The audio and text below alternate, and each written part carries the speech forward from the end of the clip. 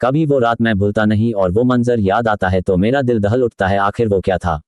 वो महाज मेरा कोई ख्वाब था या हकीकत जिसे मैं आज तक भूल नहीं सका। जब कभी वो वाकया मेरा सामने आता है तो खौफ के मारे आज भी मेरे रोंगटे खड़े हो जाते हैं। भयानक और अंधेरी रात, ऊपर से सुनसान इलाका, बड़ा सा उजाड़ कमरा, फिर आदमी की लाश का यूं मिलना। ना जाने उस रात क्या होने वाला था, लेकिन हम उस रात सच में बच गए। अगर वो ना होता तो शायद हम सब भी उस आदमी के साथ अपनी जान से हाथ धो बैठते थे। बड़ी अजीब दास्तां थी वह। लगभग 5 साल पहले की बात है। मैंने अपने परिवार के साथ रामगढ़ घूमने का कार्यक्रम बनाया। बेटा बहुत दिनों से जिद कर रहा था कि पापा मुझे रामगढ़ घूमने के लिए ले चलिए, सो मैं उसकी बात मानकर उसे रामगढ़ घुमाने को राजी हो गया।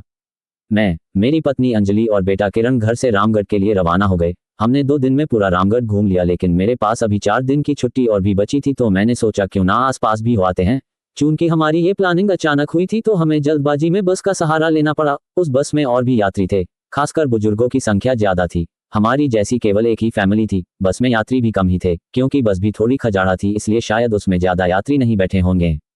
करीब रात के 8 बजे बस अपने तिकमगढ़ की ओर रवाना हो चली। हम तीनों अपनी अपनी सीटों पर टेक लगाकर बैठ गए। किरण तो सो गया, लेकिन मुझे और अंजलि को बीच बीच में हल्की हल्की झपकी सी आ जाती। एक तो वीरान और अनजानी जगह, ऊपर से खजाड़ा बस में मुझे इनकम्फर्टेबल लग रहा था। ड्राइवर को भी शायद बहुत जल्दी थी तिकमगढ़ तक पहुंचने की, इसलिए वो भी बस को तेज रफ्तार में भगाए चला जा रहा था। अंदर से डर भी लग रहा था कि कहीं वो बस को ठोक ना दे, क्योंकि अंधेरा घना था, साथ में सुनसान सड़क के किनारे, जिन पर ना कोई घर दिख रहा था और सड़क पर भी इक्का दुक्का वाहन ही दिखाई दे रहे थे। कुछ बुजुर्गों ने ड्राइवर को टोका भी कि बस की रफ्तार जरा धीमी करो। कुछ समय तक तो उसने बस को धीमी रफ्तार में चलाया, लेकिन फिर कुछ देर के बाद उसने फिर से बस की रफ्तार बढ़ा दी।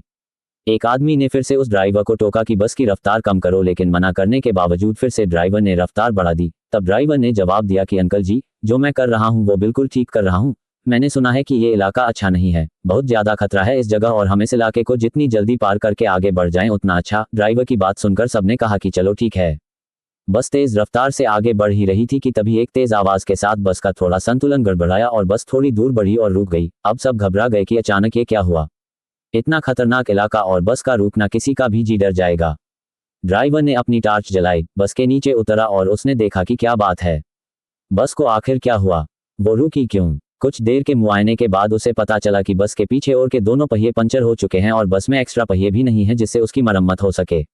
अब क्या किया जाए, सभी सोच में पड़ गए। रेतीली अनजान जगह, अमावस की गहरी काली रात, जंगली जानवरों का डर और बस का यूं खराब हो जाना, सबके तो जैसे होश ही उड़ गए थे। अब क्या करें, क्या ना करें, किसी के कुछ भी समझ में नहीं आ रहा था। तभी ड्राइवर को थोड़ी दूर एक रोशनी दिखाई दी। उसने सबसे कहा कि देखो वहां रोशनी दिखाई दे रही है, हो सकता है कि वहां कोई गांव हो, चलो सब वहां चलते हैं, शायद रात भर के लिए कोई सुरक्षित जगह मिल जाए। अगर एक कोठरी भी मिल गई तो तब सब वहां एक साथ बैठकर रात तो गुजार ही सकते हैं।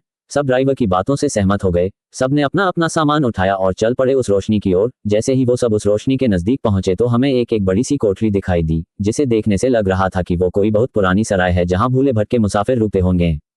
सब कोठरी के दरवाजे के बाहर खड़े हो गए। ड्राइवर ने हिम्मत करके दरवाजे की सांकल खटखटाई। एक बहुत ही बूढ़े व्यक्ति ने दरवाजा खोला। उनके सिर पर एक बड़ी सी पगड़ी थी, गले में पुराने जमाने का कोई आभूषण था, कानों में भी कुंडल पहन रखे थे, कुर्ते के ऊपर उन्होंने ने एक सदरी पहन रखी थी।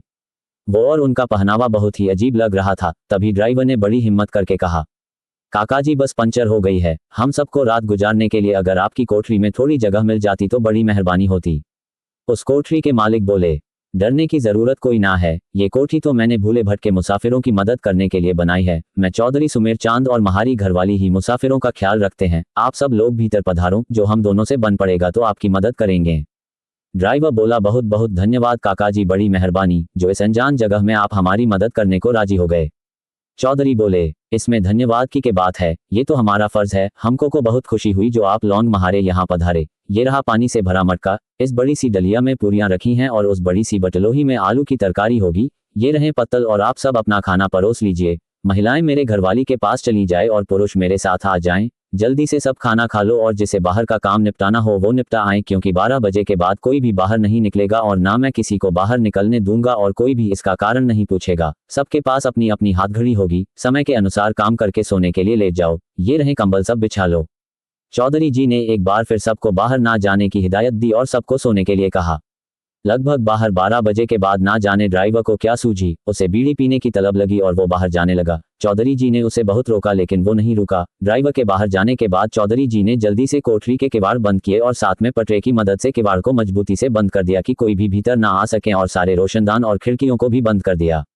कुछ देर के बाद बाहर से बहुत बुरी और डरावनी आवाजें आने लगी, साथ में ड्राइवर की भी आवाज सुनाई दी। वो चिल्लाकर बचाओ बचाओ चिल्ला रहा था। कोठरी के कुछ लोग ड्राइवर की मदद के लिए बाहर जाने लगे लेकिन चौधरी जी ने उन्हें सब ये कहकर रोक दिया कि अगर सब बाहर गए तो सर्वनाश हो जाएगा। वो शैतान अगर भीतर आ गया तो हम में से कोई भी जिंदा नहीं बचेगा। सब अपनी जान के विषय में सोचकर पीछे हट गए। फिर चौधरी जी ने सबसे कहा कि सब अपनी अपनी जगह पर लेट जाएं और उनकी बात मानना हम सबकी मजबूरी थी। हमने सबने वही किया जो चौधरी जी ने कहा था। एक आध घंटे बाद सबको नींद आ गई। हम सब सुबह जगे तो वहां का मंजर देखकर दंग रह गए। हम सब रेत पर लेटे थे और वहां से कोठरी गायब थी, केवल हम लोगों का सामान ही पड़ा था। वहां 2 समाधियां बनी थी जिन पर चौधरी चांद लिखा था। हम सब ये देखकर हैरान थे कि आखिर रात को जो हुआ था वो ख्वाब था या हकीकत, या सचमुच शैतान आया था। तभी वहां से एक आदमी अपनी गाय के साथ निकला। उसको हम लोगों ने सारी बात बताई तो उसने बताया कि यहाँ बहुत समय पहले एक सराय हुआ करती थी जिसकी रखवाली चौधरी और उनकी पत्नी लाडो किया करते थे और उन दोनों के स्वर्गवास के बाद आज भी उनकी आत्माएं भटके हुए मुसाफिर की मदद करने आती हैं। इस इलाके में बहुत शैतानी आत्माएं रहती हैं जो लोगों को कत्ल कर देती हैं, लेकिन सुमेर सिंह और उनकी पत्नी अच्छी आत्माएं हैं इसलिए वो लोगों की मदद करने आ जाते हैं। ये सब कहकर वो आदमी वहां से चला गया लेकिन हम सबके मुंह और आंखें खुली की खुली रह गई। फिर हम सब ने अपना अपना सामान उठाया और बस की ओर आए। देखा तो वहां ड्राइवर की लाश लहूलुहान पड़ी थी। वो सब देखकर हम सबका दिल दहल गया। थोड़ी देर के इंतजार के बाद वहां से एक दूसरी बस गुजरी और हम सब उसमें बैठकर तिकमगा को रवाना हो गए। जब हम तिकमगा पहुंचे तब दिन के 11 बजे थे।